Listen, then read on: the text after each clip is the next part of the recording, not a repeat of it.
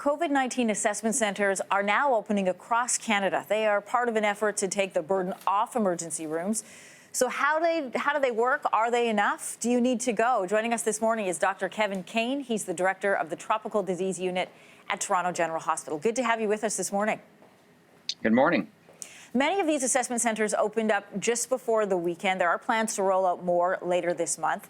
But a lot of questions and confusion, especially amongst people who have just come home from travel and who are worried, who've landed in a heightened situation that maybe they need to run out and get tested.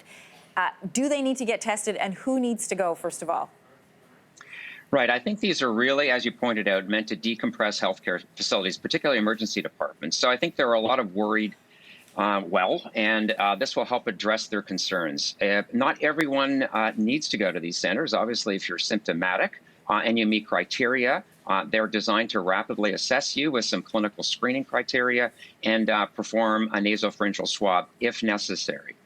You then will access your results virtually and be prompted how to go from that point on. And Dr. Kane, by necessary, just to remind people, that's if you have traveled, if you have a fever, if you have a cough. Yes. So if you have respiratory symptoms and fever, and obviously if you've been in contact with a known case, would also be an important criteria.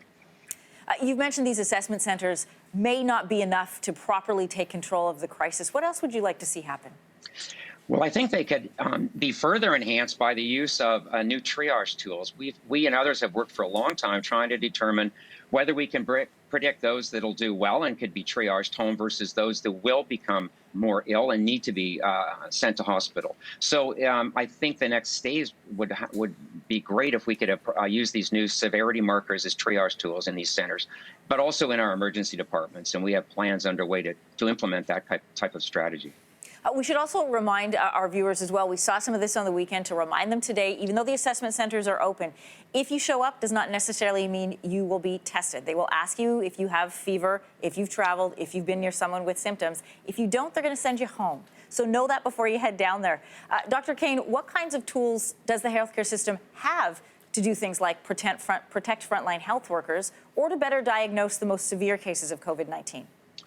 Right. So we know that we can detect the virus, but what we don't know is how well you're going to handle it. Obviously, if you're elderly or have comorbidities, we know you're more likely to get ill.